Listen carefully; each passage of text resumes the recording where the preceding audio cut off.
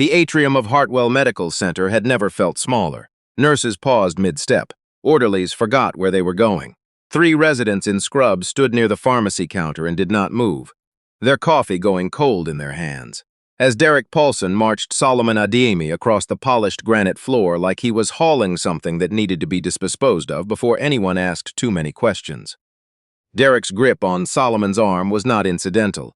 It was a performance. Every step was timed to make sure the largest possible audience had a chance to register what they were seeing. Equipment tech, Derek announced to the atrium, to no one and to everyone. Full access to every wing of this building, every locked cabinet, every storage room.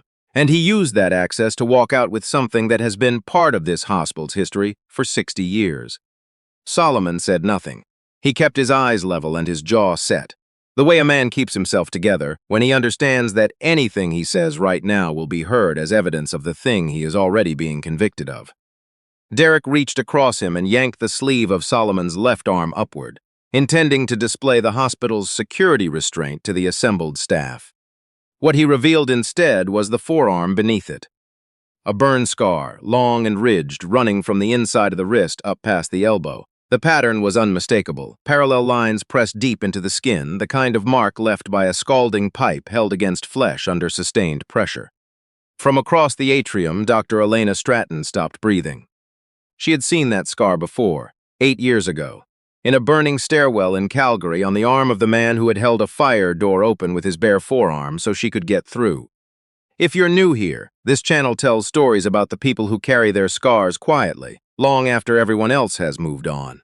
Subscribe. There are more of these stories waiting for you. Solomon Adeyemi woke at 5 every morning, not because he had to, but because that was when Aaliyah's alarm went off and she had inherited her mother's relationship with the snooze button. He would hear the alarm, hear the silence that followed, hear it again 9 minutes later, and by the 3rd round he was already in the kitchen making her lunch. He was 44 years old, and he had been doing this alone for 2 years since Priya died. He did not find it heroic. He found it necessary, which is a different thing entirely. They lived in East Vancouver in a 2-bedroom apartment that was $300 a month more than he could comfortably afford, and 30 minutes closer to Aaliyah's school than the neighborhood they could actually afford. Aaliyah was 14 and she was enrolled in the arts-intensive program at Collier Secondary. She had been on a waiting list for 2 years before a spot opened. Solomon had not told her how much of his savings had gone toward the program fees in the meantime. He worked as a biomedical equipment technician at Hartwell Medical Center, a private hospital on the west side of the city that billed itself as one of the top-ranked specialty care facilities in British Columbia. The work suited him. He understood electrical systems, diagnostic calibration, the logic of machines that were supposed to keep people alive. He had been doing this kind of work for 15 years. He wore long sleeves on the job, not because anyone asked him to, just because it was easier than the questions. 8 years earlier, he had been a junior maintenance tech at the old Riverside Medical Pavilion on the east side of Calgary, a facility that no longer existed under that name, having been absorbed into a health system merger and rebranded 3 times since. In the 6 weeks before the gas leak, Solomon had filed 2 safety reports. He had documented a corroded supply line in the east stairwell and a pressure valve that was cycling outside its operating range on the 2nd floor. He submitted both through the internal maintenance portal and waited. No response came to either of them. The line ignited on a Wednesday afternoon. The east stairwell filled with smoke within minutes, and the pressure failure he had flagged made the suppression system slow to respond. Most of the building evacuated through the main exits without incident. A hospital administrator who had been conducting a site inspection of the upper floors did not. Solomon went back in. He found her on the 2nd floor landing, cut off by smoke. He got her moving, got them both moving, down through the stairwell and toward the ground floor exit. The burst pipe was at shoulder height on the east wall. He saw it a second before it let go. He put his arm against the door frame to hold it clear and felt the steam go through his sleeve like the fabric wasn't there. He got her out. He sat down on the pavement on the other side of the exit door and did not get back up on his own. He spent 5 days in hospital, 2 surgeries. When he was discharged, the then director of Riverside's operations department was waiting with a document. It was a non-disclosure agreement. The terms were straightforward.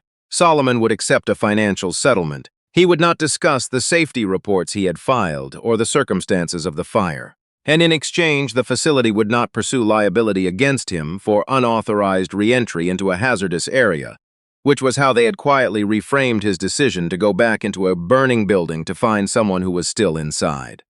Priya was 7 months pregnant with Elena at the time. They had no savings. The medical costs were already outpacing the settlement. He signed. He moved them to Vancouver. He found new work, raised his daughter, and spent the next 8 years not thinking about Riverside if he could avoid it. He had not known, when he accepted the Hartwell contract 3 months ago, that Hartwell's parent health network had absorbed the Riverside system 5 years earlier. He had not known that the administrator he had pulled out of that stairwell had gone on to become chief medical officer of the same organization. He had just needed the work, that was all. The discovery happened on a Tuesday evening during a routine calibration check on the diagnostic imaging suite on the 4th floor. Solomon was running verification tests on 2 of the MRI monitoring units when he noticed the thermal output readings did not match the self-reported data on the control panel. The machines were flagging normal. The actual output was not normal. When he pulled the last 6 months of maintenance logs, he found the same pattern repeated across 11 different units in 4 wings of the hospital. Actual performance data had been systematically overwritten with compliant readings. The certifications on the inspection reports had been signed off under a biomedical technician's credentials, a technician whose employee badge had been deactivated 10 months earlier. Someone had been using a dead employee's access to rubber-stamp faulty equipment. The implications were not abstract. These were diagnostic machines. A cardiac monitoring unit running outside its calibrated range could miss arrhythmias. An infusion pump delivering incorrect dosage intervals could go undetected for weeks. Solomon had seen what happened when safety data was ignored. He had the scar on his forearm to remind him every day.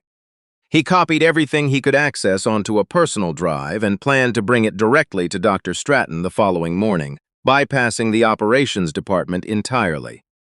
While navigating the system, he noticed something else. An old network node, legacy hardware from the Riverside integration, never fully decommissioned, still running quietly in a server rack at the back of the building's basement utility room. Maintenance records showed it had never been included in any post-merger infrastructure audit. He noted it. He moved on. Derek Paulson had monitoring access to the hospital's network activity logs. By morning, he had a report showing Solomon's access path through the equipment database. He understood immediately what Solomon had found, and more importantly, where that data would lead if it reached Dr. Stratton. The falsified calibration certifications connected directly to a vendor contract Derek had been managing, a contract where approved invoices were inflated by 18%, and the difference was paid into an account Derek had been operating quietly for 2 years. If Solomon reached Stratton with that drive, the investigation would not stop at the calibration logs. It would follow the money, and the money led somewhere Derek could not allow anyone to look. He moved first. The hospital kept a small collection of historical artifacts in a glass display cabinet in the administrative corridor on the 3rd floor. The most significant piece was a 19th-century surgical scalpel that had belonged to Dr. Emmeline Hartwell, the hospital's founder. It was gold-handled and engraved and had been in the display for 30 years. Dr. Stratton considered it the most personal object in the building. Derek removed it from the case himself during the window between shift changes when the 3rd floor was quiet. He walked it down to the basement, found Solomon's equipment cart parked outside the imaging suite, and slid the scalpel into the interior pocket of Solomon's tool bag while Solomon was running checks on the floor above. He then reported the scalpel missing and requested that security conduct a search of all non-permanent staff. The scalpel was found in Solomon's bag in front of 40 witnesses. Solomon's fingerprints were already on the display case from a lighting repair he had done in the administrative corridor 3 weeks earlier. Derek had a modified segment of security footage taken from a camera angle showing Solomon walking past the display cabinet that he had looped and timestamped to suggest a deliberate pause. The personal drive was gone as well.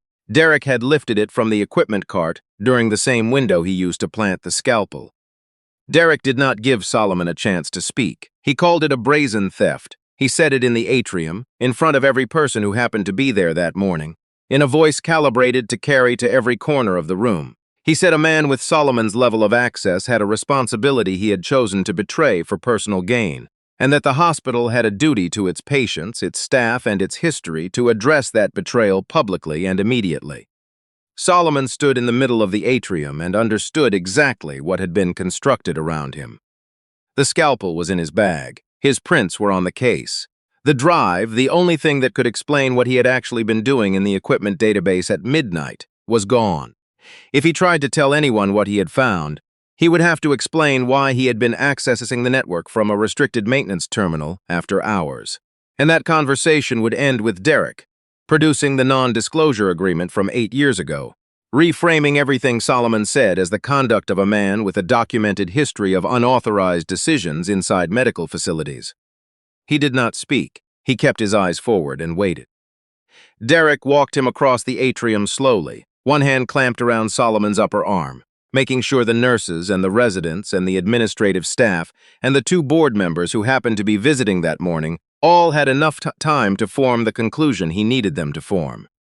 Solomon matched his pace. He kept his face still, the way you learn to keep your face still when you understand that a black man who protests his innocence loudly in a room that has already decided his guilt does not get heard. He gets confirmed. He stayed quiet until Derek said it. Until Derek said, in the middle of the Hartwell Medical Center atrium with 40 people watching, that a man struggling to keep his household together would steal anything, if he believed he could get away with it. Don't, just the one word. Flat and level. He stopped walking. Derek reached for his arm with both hands and yanked, and the sleeve tore back from the forearm, and the scar was there. Visible to everyone in the atrium, long ridged lines pressed into the skin in a parallel configuration. The unmistakable signature of a burst steam pipe held against a human arm under sustained pressure. Elena Stratton had been standing near the corridor entrance when Solomon was brought into the atrium. She had come down from the 4th floor when her assistant told her there was a situation. She had been watching from the edge of the room with the careful expression of someone waiting to understand what they were looking at. When the sleeve tore and the scar was exposed, she stopped. She had been in a burning stairwell 8 years ago. She had not been able to see clearly through the smoke. She had felt a hand on her arm, felt herself pulled forward, and then she had felt the man in front of her press his forearm against the wall and hold it there, and she had heard the sound that followed. He had told her to keep moving. She had kept moving. She had never seen his face clearly. She had never learned his name. The operations director at the time had told her the man had been compensated and relocated, that he had specifically requested no contact. But she had seen that forearm, the ridged parallel lines, the configuration of the scarring. She crossed the atrium floor.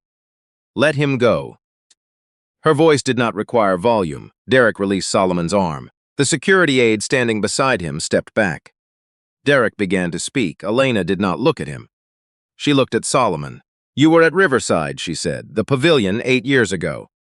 It was not a question. Solomon met her eyes. He said, you made it down the stairs. Because of you. Solomon held her gaze. That was the only thing that mattered. Elena looked at him, not the way she had been looking since she arrived in the atrium, calculating and assessing the situation, but with the attention of someone who has just understood the full shape of something they were only seeing a fraction of a moment ago. The man standing in the middle of her hospital with a torn sleeve and a security escort was the man who had held a fire door open with his bare forearm so she could get through, and someone had put a stolen artifact in his bag to make sure he never reached her office. If you're only investigating the scalpel, Solomon said quietly, you're going to miss what's actually wrong with this hospital. Elena turned to her head of security and ordered the 4th floor imaging suite sealed immediately. She directed that Solomon remain on site as a witness rather than be transferred to the police. She authorized an internal audit to begin that afternoon. Derek stood across the atrium and watched all of it. His expression did not change, but he was already calculating. The evidence, laid out in sequence, looked credible. Solomon's fingerprints on the display case, modified footage showing him near the cabinet. No supervisor present during his late-night network access. The scalpel recovered from his personal equipment bag. Elena's audit team reviewed everything and came back to her with the same conclusion the atrium had already reached. She did not accept the conclusion, but she could not yet disprove it. What she could do was keep the imaging suite sealed and ensure no one touched the server infrastructure until she understood what Solomon had been trying to tell her. Derek went to the board the next morning. He told them Elena was allowing a personal debt to override her professional judgment, that she was protecting a contract employee accused of theft because of an emotional incident from a decade ago she had never properly processed. He used the language of concern. He was very good at the language of concern. Two board members who had been aware of the vendor contract irregularities for several months understood exactly what Derek was actually protecting. They voted accordingly. By Thursday afternoon, Elena had been placed on administrative leave pending a board review. Her building-level access was downgraded before she reached the parking garage. Derek released the atrium footage to a local news outlet that evening. By Friday morning, the story had run on 2 local news sites and the hospital's own social media pages. A biomedical technician had been caught stealing a historic artifact during a routine hospital gathering. There was a still from the atrium security feed. Solomon's face was visible. Aaliyah found out at school before Solomon could reach her. A parent in her arts program sent a message to the school's scholarship coordinator that afternoon, requesting confirmation that program funding was not being directed toward a student whose parent was under active criminal investigation. Solomon was sitting at the kitchen table when Aaliyah came home. She stood in the doorway for a moment, her backpack still on her shoulders, and then she asked him, "Dad, did you take it?" Solomon looked at his daughter. He did not look away, and he did not soften the answer. "No," he said, "I did not." Aaliyah stood there for a moment longer. She nodded slowly, the way a 14-year-old nods when she is deciding whether to believe something she very much wants to believe. Then she went to her room without saying anything else. Solomon sat at the kitchen table for a long time after that. Elena came to the apartment the next morning, not through an intermediary, not through legal counsel. She came herself, stood in the doorway of the building on East 12th Avenue, and when Solomon answered, she told him she had been going through the Riverside records. He stepped aside and let her in. She had found his hospital file from Calgary, the burn classification, the surgery records, the 2 safety notices he had filed before the gas line ignited, both stamped received in the operations department, neither one forwarded, neither one acted upon. The operations director at the time had flagged both as low priority and left them in the queue. 1 week after the second notice was filed, the pipe in the east stairwell failed. She told him she was sorry. She said it without a preamble and without qualification, and then she waited. Solomon was standing near the window. He spoke without looking at her.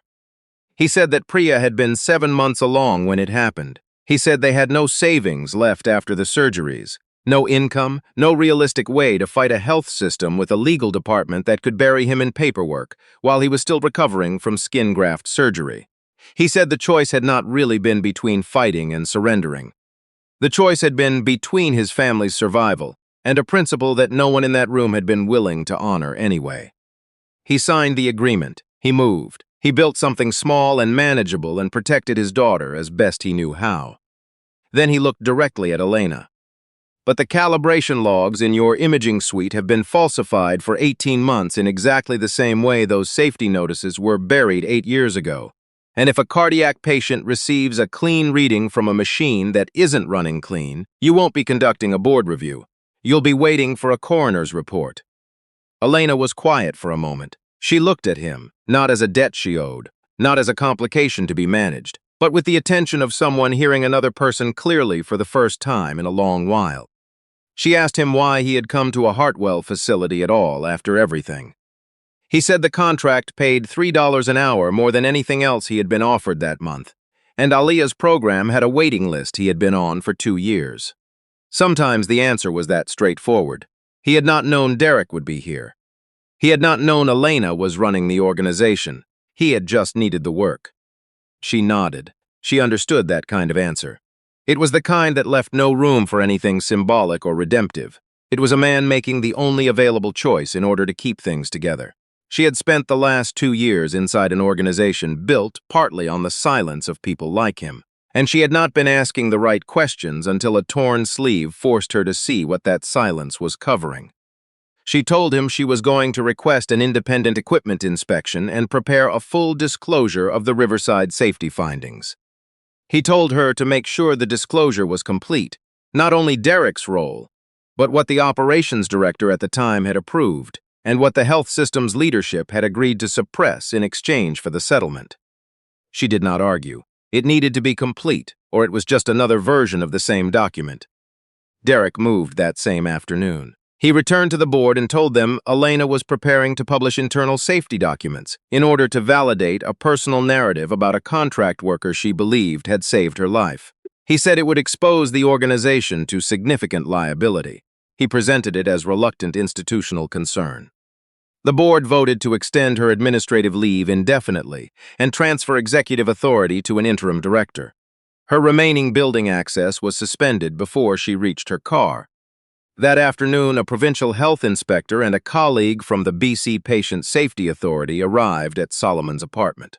They told him a storage device containing proprietary Hartwell calibration schematics and vendor contract data had been recovered from the recycling area of the parkade where Solomon serviced his van. The theft of a sentimental artifact had become the theft of trade secrets. Solomon's landlord called that evening. He was apologetic but firm. An active criminal investigation connected to the address was not something he could accommodate. He gave Solomon 30 days. The scholarship coordinator called the following morning. Aaliyah's funding had been placed on hold pending resolution of the matter. Derek sent a message through Solomon's duty counsel. The terms were simple. Solomon would plead guilty to the theft of the founder's scalpel, sign a statement withdrawing all claims related to the calibration data and the Riverside incident, and in exchange, the expanded charges would be dropped and Aaliyah's program funding would be quietly restored within 30 days. Solomon read the message twice. He was sitting in an apartment he would lose in a month, with a daughter whose scholarship had been suspended, and a criminal record assembling itself around him like a structure someone else had engineered, and he had been placed inside. The offer was designed to look like mercy. It was designed to look like the only door still open in a room where every other exit had been sealed. Solomon put the message down on the kitchen counter. He did not respond. The equipment failure happened 4 nights later. Derek had used the window between Elena's removal and the formal transfer of executive authority to quietly reactivate the 4th-floor imaging suite's full processing load, bypassing the closure order she had placed before her access was stripped. The calibration issues that had been accumulating for 18 months remained unaddressed. 3 units had been running above safe operating temperatures for 60 consecutive hours. At 9:52 in the evening, Solomon received a text from a night shift biomedical tech named Laura, who had been doing rounds on the 3rd floor. The corridor smelled like hot plastic. The ventilation in the imaging wing was making sounds it shouldn't. The duty manager had told her to log it in the morning. Solomon called the hospital's emergency maintenance line. It put him on hold. He drove to the hospital. He could have kept driving past it. His facility credentials had 18 hours before they expired automatically. The building was technically off-limits to him, and every document in a growing legal file was suggesting that Solomon Adeyemi had a pattern of unauthorized entry into restricted areas of medical facilities. Walking into that building at that hour was not a decision that was going to help him. It was a decision that had nothing to do with what would help him. He went in through the service entrance on the east side of the building, his badge still working, and took the stairs to the 4th floor. He got 4 staff members out of the wing before the first unit blew. The imaging suite's main processing bay was in the south corridor. When the thermal event cascaded from one overloaded unit to the next, it moved through the power conduits the way failures move when nothing has been done to slow them, quickly and completely. The automatic suppression system did not activate. Derek had remotely locked the environmental control board from his home terminal 2 hours earlier, cutting off both the automated fire response and the manual override that the building's safety protocol designated as the secondary option. He had then called the hospital's incident line and reported that a former contract employee under active investigation for theft and data espionage had been observed accessing the building after hours. Solomon had gotten Laura and a patient liaison worker to the stairwell on the north side when the ceiling panel above the main corridor let go. A section of ductwork dropped and blocked the forward path. He pulled them both back to the service alcove and waited, because waiting was the only correct thing to do right now. Outside, Elena arrived at the hospital perimeter 11 minutes after the first emergency call went out. She had seen the alert on her phone. She stood at the barrier tape and felt the heat radiating off the fourth floor and understood without being told exactly what had happened and who was still inside. Derek was already at the incident command table, speaking to the fire crew chief with the calm of a man who had already written the ending to this. Elena walked to the command table. She reached into the breast pocket of Derek's jacket, the inside breast pocket, the same place he had kept his emergency override card for as long as she had known him, a habit she had observed during a safety drill 3 years ago and filed away without intending to, and she removed it before he understood what she was doing. He started to speak. She was already moving. The environmental control room was on the second floor. The stairwell was passable. Elena got to the terminal, used the override card, and found the board locked with a 6-digit security code. She tried the standard emergency protocol sequence. Rejected. She tried the hospital's founding year. Rejected. She stood in front of the terminal in a room filling with smoke and thought about what she knew about Derek Paulson. She entered the date of the Riverside fire. The board unlocked. She did not allow herself to think too carefully about why he had chosen that date as his key. She opened the suppression system, released the secondary water feed to the fourth-floor conduit network, and got on the radio. Solomon. Static. Then his voice service alcove, North Corridor, 4th floor. Laura's with me, her wrist is injured. Controlled. Not calm, exactly, controlled. The same quality it had in the atrium when Derek was walking him across the granite floor with one hand clamped on his arm. The same quality it probably had in a burning stairwell in Calgary 8 years ago, in the seconds before a steam pipe let go. Elena told him the suppression system was running. She told him the forward path through the main corridor was blocked and the fire crews could not reach the alcove from the south side. She told him the thermal load in the north section would drop in the next 90 seconds. Solomon said there's a utility shaft access panel behind the service alcove. It's marked N4U. It runs down 1 floor and exits on the east side of the building. She relayed it to the crew commander. Then she told him she was coming in. He said, Elena, tell me when you have the panel.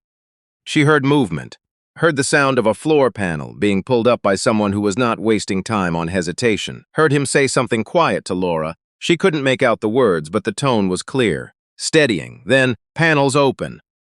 Elena went back through the stairwell and came in through the north service corridor. The suppression water had reduced the heat enough to move through, but the smoke was heavy and the overhead framing was making sounds that announced its instability. She followed the utility markers on the wall until she reached the N4 section.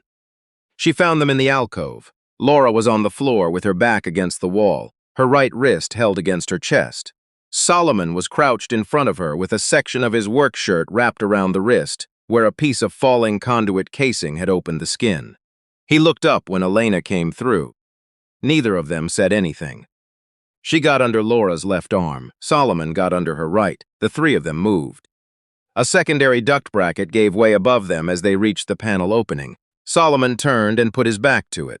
Metal came down across his shoulders and he took it and kept moving.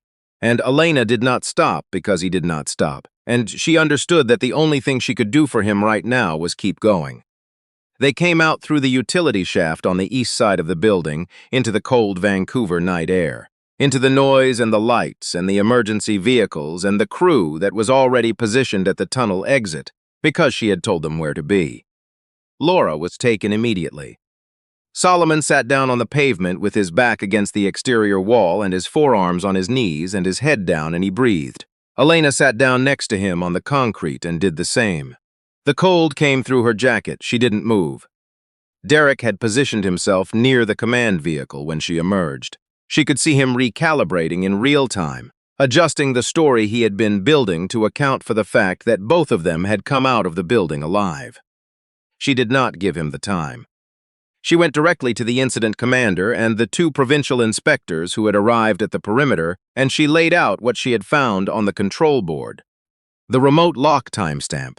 Derek's registered terminal, the suppression system overridden hours before anyone in the building had reported a problem.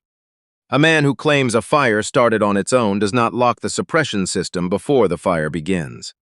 Then she told them about the old Riverside server in the basement.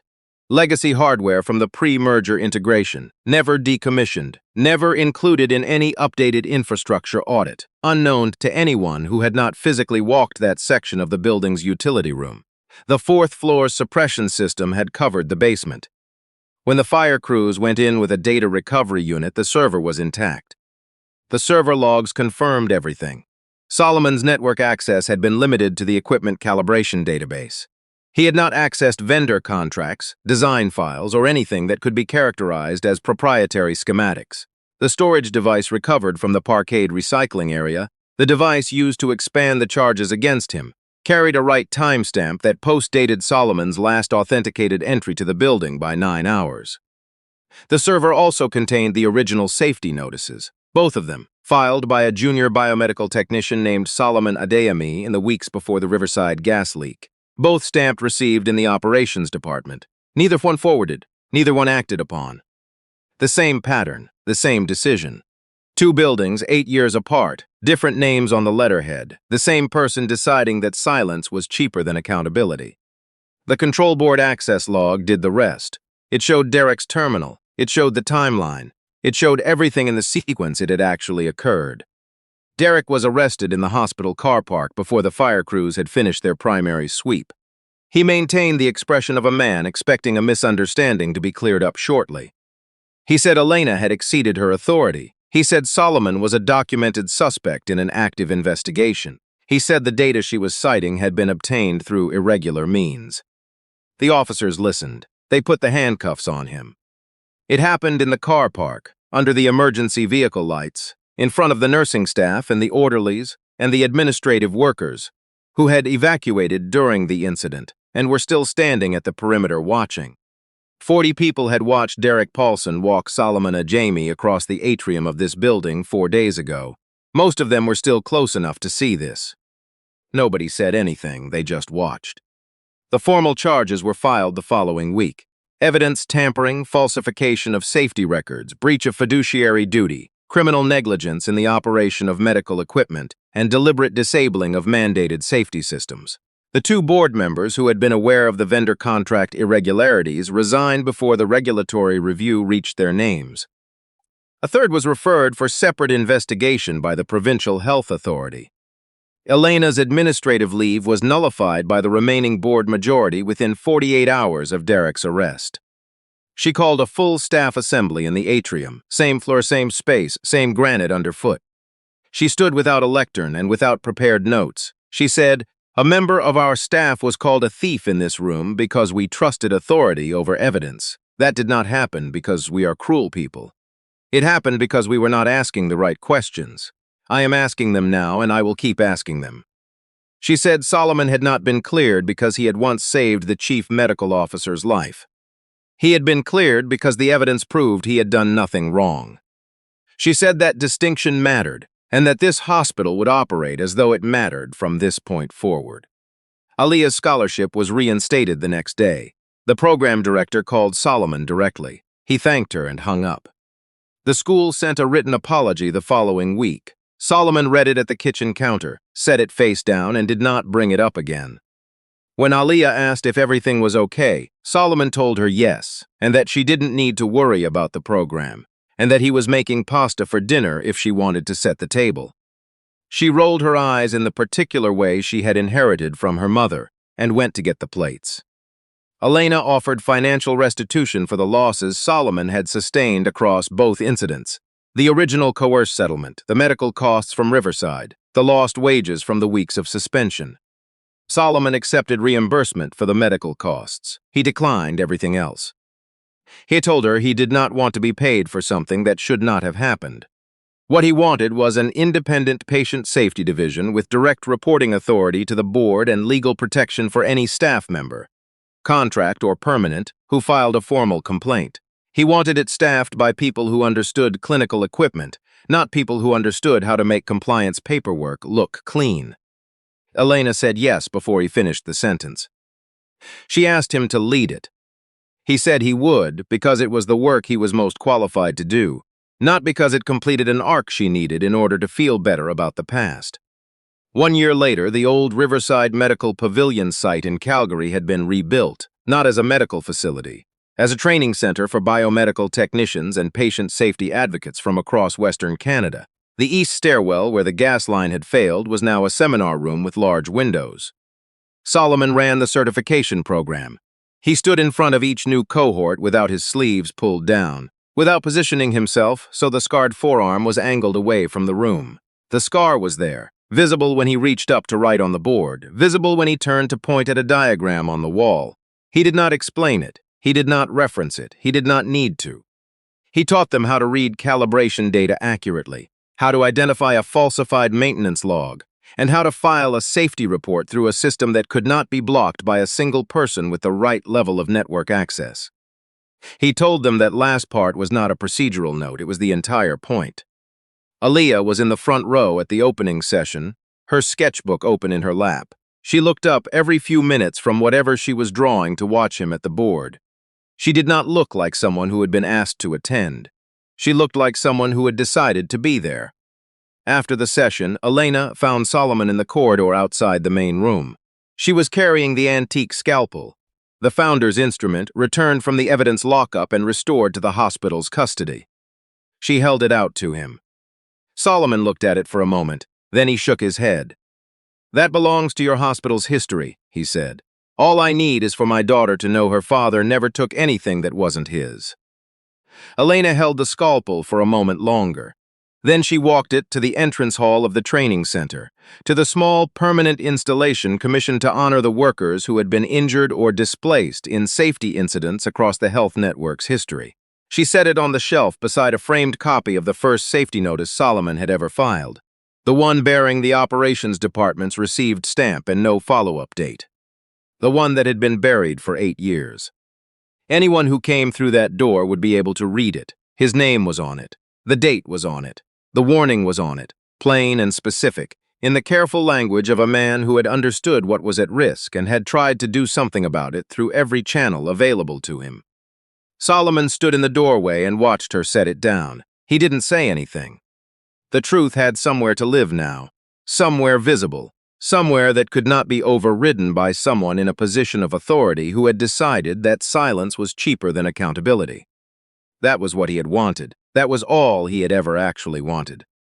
He turned and walked back down the corridor toward the training room, where the next session was about to begin. His footsteps were even and unhurried. The footsteps of a man who has nothing left to conceal and nowhere he needs to be other than exactly where he is. There are people who carry their scars for years without explanation, not because the truth doesn't matter, but because the cost of saying it out loud was higher than they could afford at the time, and the people depending on them needed them to stay standing. Solomon never asked to be recognized. He asked for the evidence to go somewhere it could not be buried again. That is the only thing worth holding on to. If this story stayed with you, share it with someone who needs to hear it. And if you haven't subscribed yet, there are more stories like this one here, waiting for you.